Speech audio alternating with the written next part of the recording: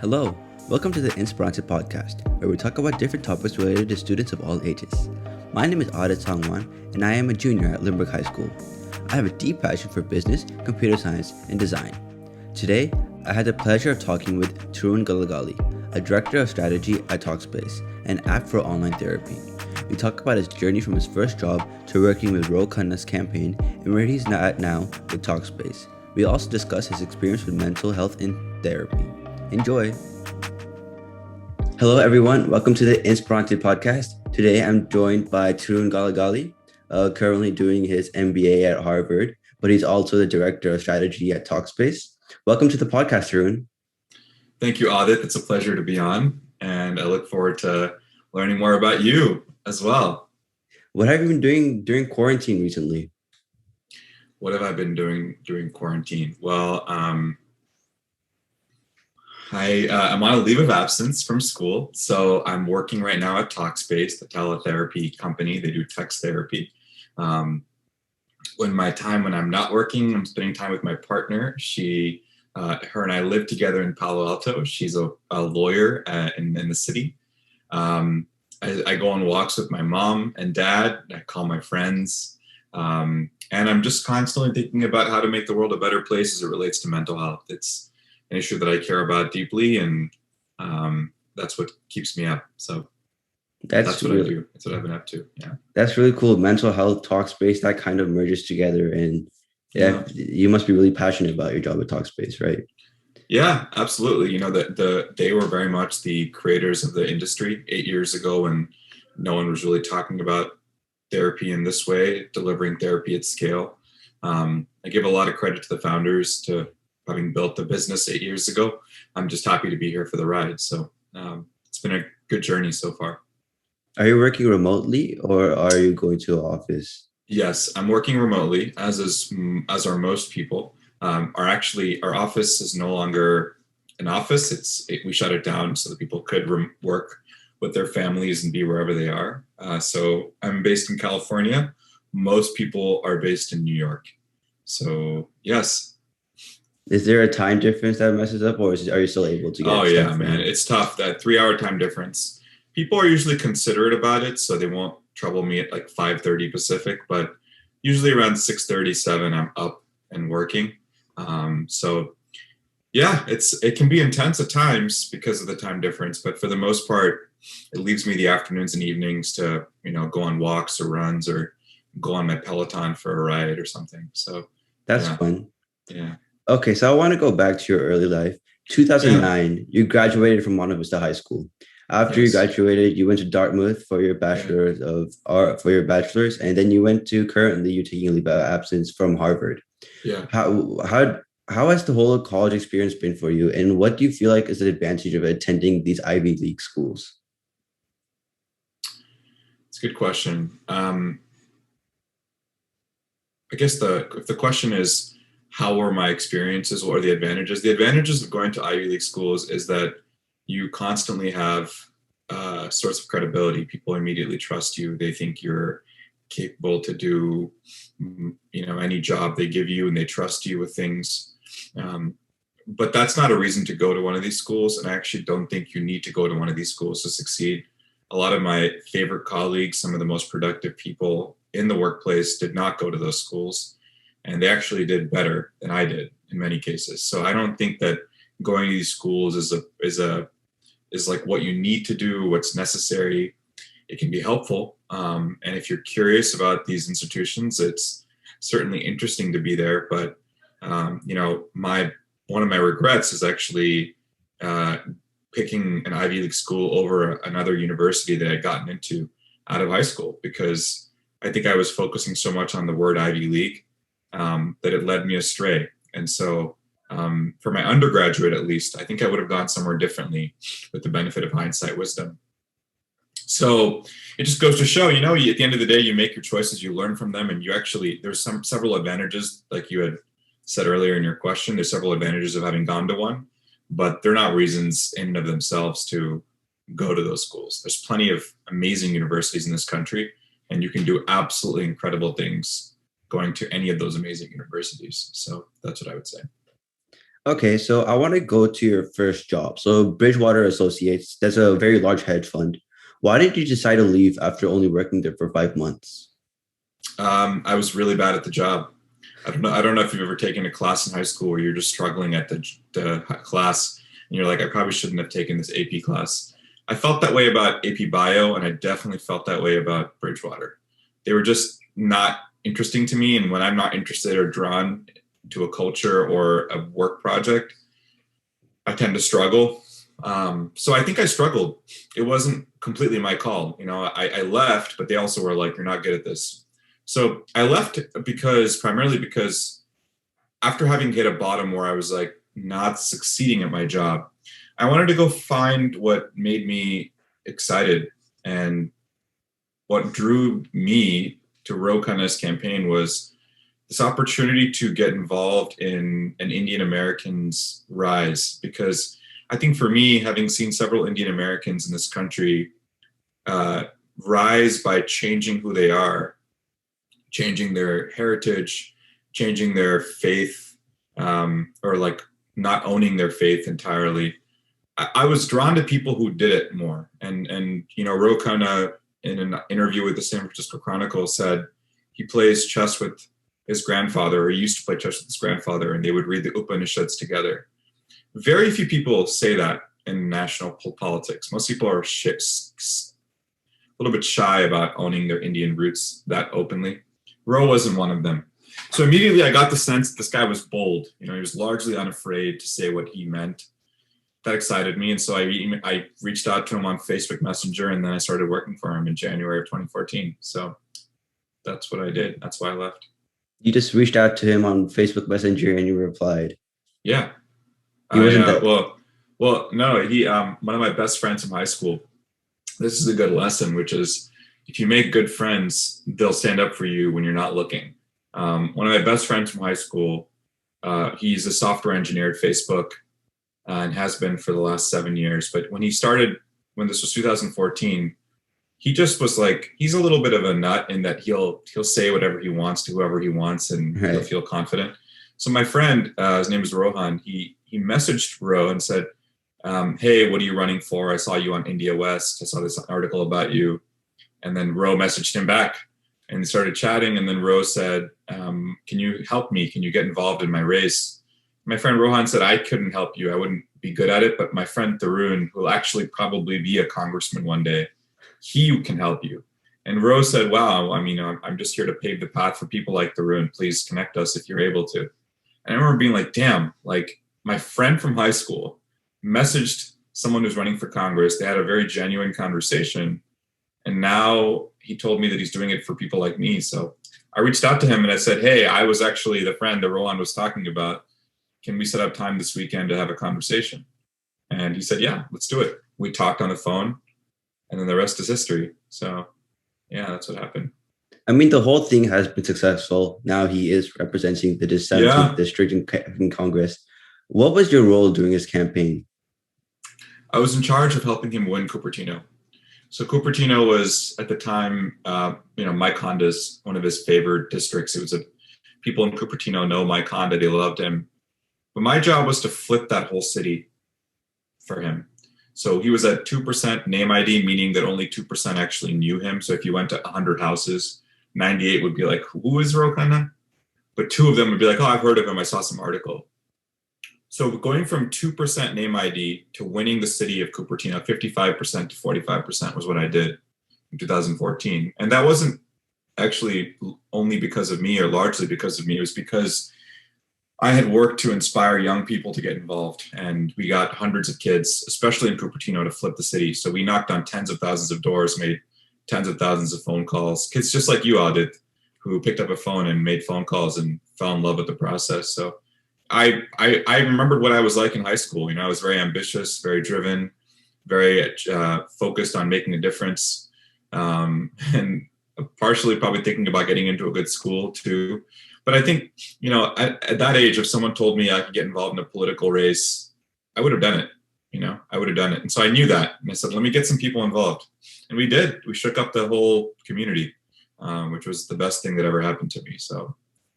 Now everyone in Cupertino knows Ro Khanna because he's the Indian American who represents, people feel he represents India in Congress. Have you heard about Rishi Kumar? He's someone else running in this area as well. Yeah. Yeah, he's someone actually I worked with. So what you said that the kids do the door to door, I did the same thing for Rishi Kumar this year. He hasn't won yet, but Mhm. yeah, that's something I've done with him as well. So you were there for 6 years. What kept you there that whole time? With Ro, Yeah. um, I learned a lot. I learned a lot from him, and I think we were making a difference. And I'm still close with him. I help him here and there.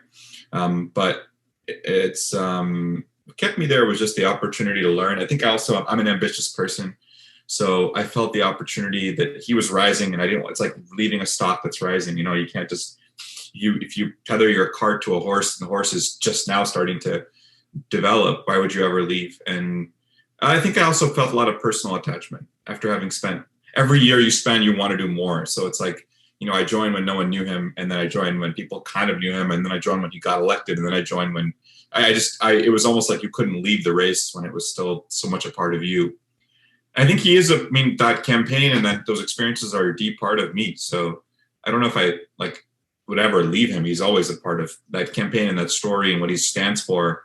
I will never ever leave. So I, hope to be involved, whether it's on LinkedIn or not, for the rest of my life because of that. Yeah.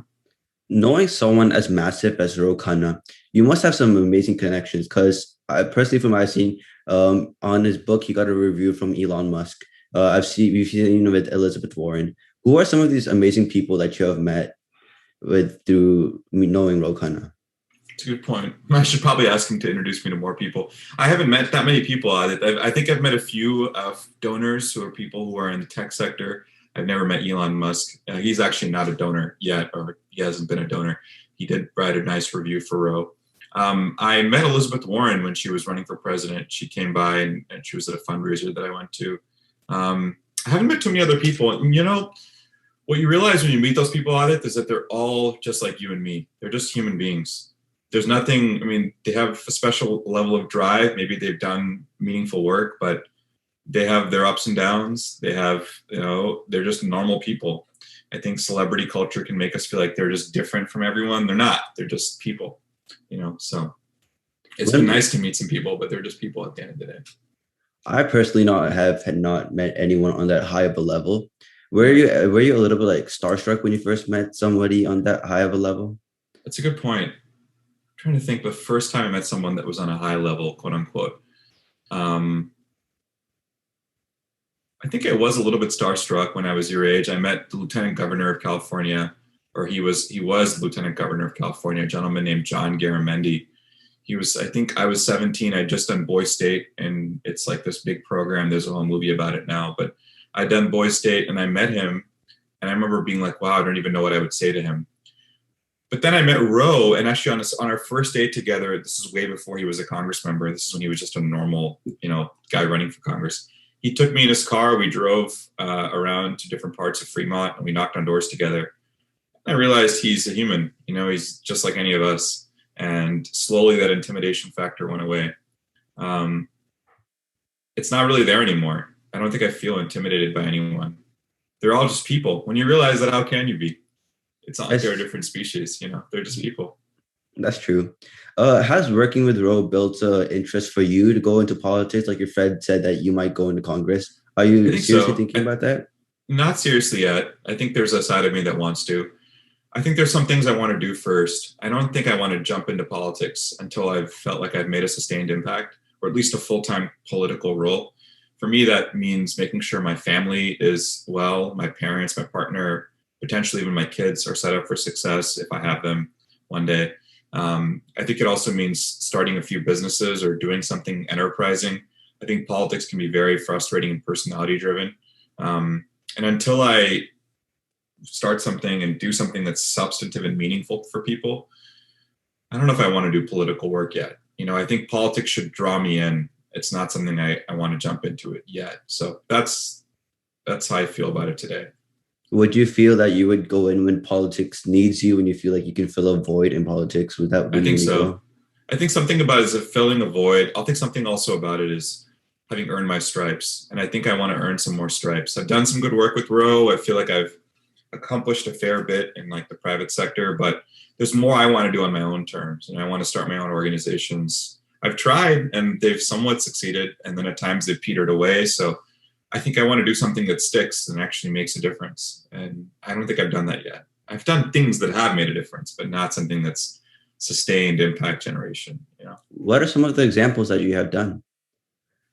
So in the aftermath of Ro's campaign, alongside a number of his students who had helped, bring his campaign to life, we started an organization called Agents of Change, which was designed to basically empower young people to start their own projects in their neighborhoods, find a problem, come up with an organizing methodology, solve the problem. So we did everything from expanding access to literacy in low-income areas, teaching kids STEM in East San Jose, starting a mental health summit and a boot camp. Those experiences really showed me the power of young people, the power of organizing. But I never actually got around to doing it full-time because I just didn't have the space. And then I started a group called Pass the Torch, which was a nonprofit that tried to give access to one-to-one coaching between alumni and students.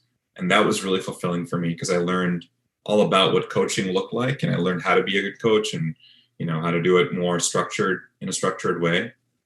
And it was a great experience. I don't know if it'll continue. People are always happy to reach out for coaching. I'm always there for people, but I think my interests are taking me elsewhere, which is really trying to find a problem that the market hasn't solved. In my opinion, that's access to therapy for people of color. I think I want to do something around coaching and wellness for people of color and see what happens. Talkspace is an online messaging therapy, like you said. But if you were to talk to someone who had never done therapy, that doesn't know anything about Talkspace, what would be the biggest message you think that you would say about Talkspace? About Talkspace, I would say think of it as an introduction to therapy for people. It's a really light way of anonymously going on a platform, messaging a provider, developing a relationship with that provider, doing video calls with them if you choose to. But it's sort of like an app that you can have on your phone and you just know someone's there. Someone is there, and that feeling can be very consoling. People who are going into therapy, maybe that's what they would consider Talkspace at a later stage when they're having a video call or when maybe it is therapy, but it's delivered in a different way. The advice I would give people who are going into therapy is to something that actually a provider once told me, which is you don't have to know why you're going in order to go. You don't have to have a clear reason. It's just a space for you to reflect out loud with someone who cares, who will listen to you and who has the tools to listen to you well and ask you the right questions that help you discover things about your own software that you're running in your mind. Each of our minds is running a software algorithm. And in the algorithm, there's errors, there's loops that take us infinitely. There's, things that cause us anxiety, perhaps maybe even depression. So reflecting out loud with someone who's got that background in computer science-esque kind of work and thinking about the mind as an algorithm, that can be really helpful. Someone who's like a therapist who's got that kind of background can be really helpful. So you don't have to know, it's just you're sharing your code with them. That's what I would say the analogy is. Did you have a personal breakthrough moment that at one point you're like, I need therapy? Or did you even go to therapy before, or do you just get into it with Talkspace? Yeah, I know. I went to therapy for the first time when I was at Google. And I think I had felt years of built up anxiety, and people had been talking about therapy more. So I'd kind of heard of it. My former partner actually had gone to a therapist and told me about the benefits of it. And I decided that I was going to do it one day. I just didn't know how or when I would get access to it.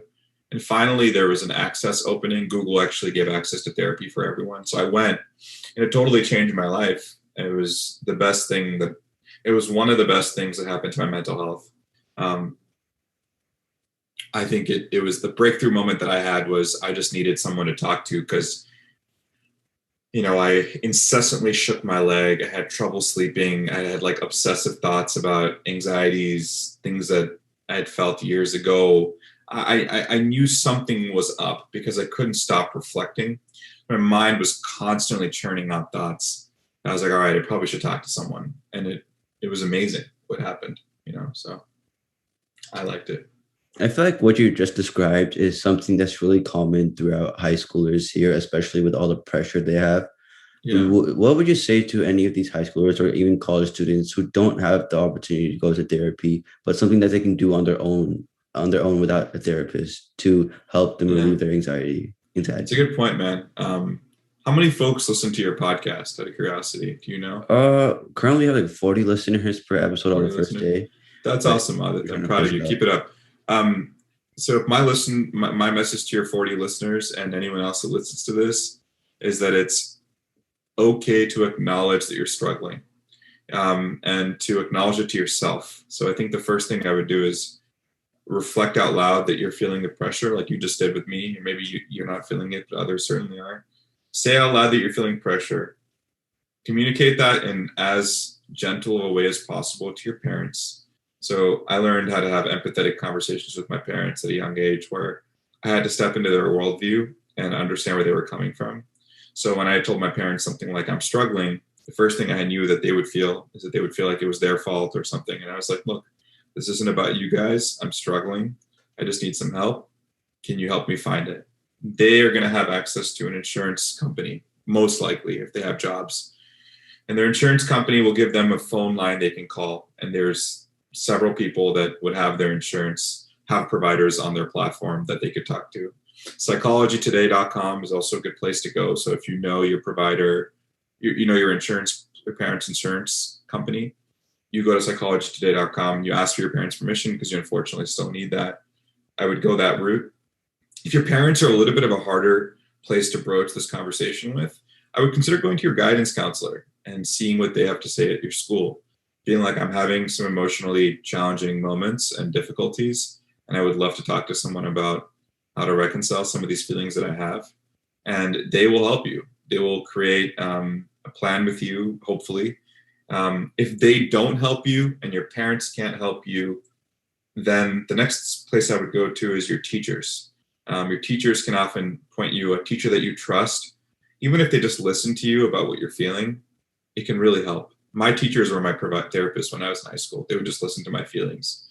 And I would tell them what was on my mind, and it really did help me. So think about a teacher that you trust, reach out to them. The other place I would talk to are friends. So you got a trusted friend. Sometimes a really good friend can act like a short-term therapist. I say short-term because they've got their own stuff going on and they don't really know necessarily how to ask all the right questions, and they may give you weird responses. So be wary, but I think friends can also be an incredible place of mental health. For me, that's what was the case in high school. They taught me a lot. So I would talk to your friends, your parents, your teachers, your guidance counselors. But the most important conversation I'd have is with yourself, and acknowledge that you're feeling this way. Reflect about it out loud. There are some tools I could suggest to you and to other people. One is mindfulness. Try practicing meditation. Try observing what you're thinking about and being aware of it, and then watch what happens. Because what happens to every single thought and feeling you have is that they go away. They're all temporary. And when you realize that all these thoughts are just like clouds at the end of the day, and then behind all of them, there's this blue sky that's always blue, no matter what the clouds are, that can relieve you of some temporary anxiety. I think that can be really helpful. I think yoga, if you can learn it, can be really helpful. I think writing out loud, writing out your feelings to yourself. One thing my partner and I have started to do is we write out all these feelings we have, and then we tear it up because we don't want to take it too seriously. We call it expressive writing. That's different from reflective writing, where you're trying to just actually write so you can reflect out loud. So if you have a lot of like angry, violent thoughts that you want to get on the paper, the page is such a great place to put it. Write it all there and then tear it up. It'll feel therapeutic. Abraham Lincoln actually used to do this. But if you want to just sit down and write and reflect, I think a Google Doc is a great place to begin. So I hope that's helpful. There's some things that I would do, if I were in your position. One thing that struck out to me is that you said you can talk to your friends. I feel like a lot of people don't feel like they're doing therapy, but there's like this common phrase called ranting, where they like rant to their friend. Yeah. Would you say that's a form of like short-term therapy when you like rant? Yeah, it can be because you're letting it out. Someone's listening. I think oftentimes we take rants really seriously. So like if someone's ranting about someone else, we assume that those things are true. We assume that all those feelings are real. They're never going away. Most thoughts and feelings are temporary, man. I can't tell you how many rants I had in high school. I don't really remember any of them. And it just goes to show that all these feelings, as true as they are in the present moment, they die out over time, and so don't take any thought or rant too seriously. If you can help yourself see that they're all just thoughts that come up and they go away over time. How would you get someone? So let's say there's someone who doesn't think they need therapy, because a lot of people these days are like, I don't need therapy. I'm just giving them money to talk to them. It's a waste of money. How would you convince someone to get into this habit? Like, let's say I have someone I see who I feel like they need therapy because they're going through so much in life, but they're saying they don't need therapy. It's a waste of money. How would I convince them to get into this whole therapy thing? You can't really convince someone to do that. You can just tell them it's worked for you. And you can say, hey, this might work for you if it's worked for me.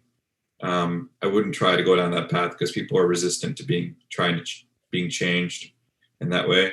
You could say, hey, I notice you're feeling these things. I know some people have felt those things just like me. I've gone to this. It's worked for me. You might not need it, but you should consider it. I've had friends who I know would benefit from therapy and they'll never go because it's just the barriers are too high. There's stigma, there's access. Sometimes it's cost. Sometimes it's just, shame, fear. It could be anything, but I wouldn't worry too much about trying to convince them. I would try and explain how it's helped you and keep saying it. Be unafraid of speaking your truth.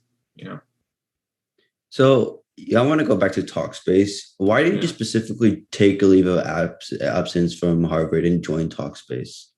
Yeah, good question. COVID hit.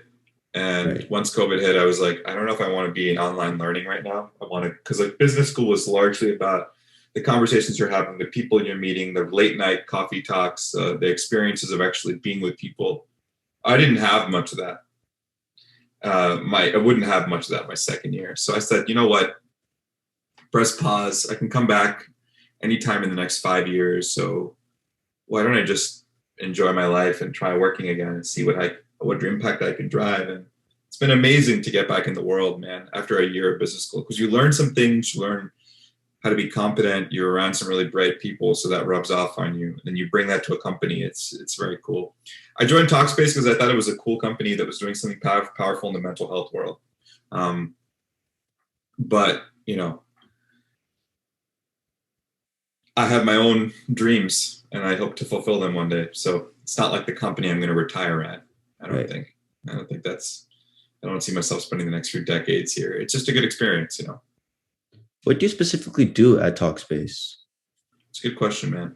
So the head director of strategy basically means so strategy is basically thinking about where you are, where you want to go, and how you're going to get there, right? And so what that means to me is a few things. It means thinking about companies we may want to acquire. So like looking at other organizations, evaluating them, doing what they call diligences on those companies. Second thing it means is doing constant competitive analyses on the space. So like who's doing work that you can be inspired by, what can you learn from them and their moves. And the third is what I call partnerships. So it's like not exactly mergers and acquisitions or competitive analysis. It's more about what companies can we work together with, or how can we improve our product to actually serve people more powerfully? That's what my role means today. Yeah. So I just want to say a quick congratulations to Talkspace because you guys publicly recently merged with a SPAC company instead of an IPO one. So you're public now. What has been the whole en route? Yeah, you haven't got to the final stop yet. Yeah. But what has been the whole experience for you at Talkspace during this whole process? The whole experience for me is that, when I've noticed when people build companies or products, what often happens is they focus a lot on the growing and the developing, but they don't focus on the scaling. So I think learning how to scale a company, like learning how to actually build processes and tools and, really building scalable things has been a good learning for me. Another good learning for me is that anyone can do it. Like you could do it. I could do it. Anyone could do it. It's just about having an idea, having a good group of people to work with, teaming up with them, and then giving it your best shot. People will respect you more if you try it. If you try and do it on your own. I think you can do it one day, Aadit. I don't know if that's what you want to do, but you totally do it one day. Yeah, I'm trying to go down the business road as well. So I'm looking to do it one day as well. So you said you previously worked at Google, which you did for 3 years while working on the Ro Khanna campaign. Why Yeah. did you leave Google? It was very comfortable. I wasn't learning anything anymore. And I just wanted to go somewhere where I could learn. My dad's advice to me was don't ever get comfortable in your career when you're in your 20s or 30s. I think he was right. I think he was like, constantly challenge yourself, constantly look to get better, constantly try and ask questions. And if you're not doing that, then you're going to stagnate in your life. So I wasn't growing as much. It's a very comfortable place. Google's a great company, don't get me wrong, but it didn't fit my pace of life that I wanted. What's the biggest difference between working at a massive company like Google and working at Talkspace? Ownership. You actually get to own more. At a big company, there's 100 people that'll weigh in on a small thing. At a small company, there's one person that'll weigh in on 100 things. So you'll be pulled in every direction. So recently you started your own podcast, you Remaking Capitalism. Talk about what you do there. I used to run it. I put it on pause for a little bit. I would host conversations around capitalism. Let me just see if it's still up, actually, while you're talking. It's been fun. I interviewed professors. I interviewed Ro. I talked a lot about what was out there. It was just a ton of fun. I interviewed a bunch of people and learned a lot. I loved the podcast work. It was super fun and exciting. But it's not like where I'm gonna. I did 12 episodes and they were fun. But I might, when I go back, I might continue it. But for now, I'm just trying to chill. No more podcasts. I understand. Was Ro Khanna's book, Entrepreneurial Nation, Why Manufacturing is Still Key to America's Future, kind of inspiration for this podcast? Because you talk about capitalism. In that book, you talked about how everything, the return of getting stuff made in America. Was that sort of an inspiration, or did you just do it on your own? I did it on my own. It had nothing to do with the book. Yeah, okay, good question. So, who have been your biggest idols throughout your whole journey with mental health, with this whole experience that you had throughout your life? My biggest idols were my mom, who used meditation to cure her body and her mind in a powerful way over the course of several years and heal her body and her mind. And she's just a force of nature. She runs a yoga class every Sunday. She's a middle school teacher, constantly living in a purposeful way. Sometimes you can't stop her. She's like the biggest idol. I think my dad too, actually. He's an unconventional character when it comes to mental health. Like, he has his routines that are around, producing YouTube videos that he enjoys, or reading fun books that make him laugh, or exercising. And I've admired him and the way he takes care of his mind. My parents are probably my biggest inspiration, along with my partner. Her name's Anjali, and she's just a force, and she's just so aware of her body. I'm so inspired by her awareness over her body and her legs and her mind and her heart and her entire like whatever's going on in her system, she knows. And so really inspired by them. I could go on and on. I have a couple friends, Karthik and Arun. They started a pain company around pain relief. Learned a lot from how they did it, and just watching them think about pain relief, pain curation, how a lot of it comes from the mind. Those are just a few that come to mind, largely personal. And there's been a few national ones, like Dan Harris has a 10% Happier podcast, which I really like.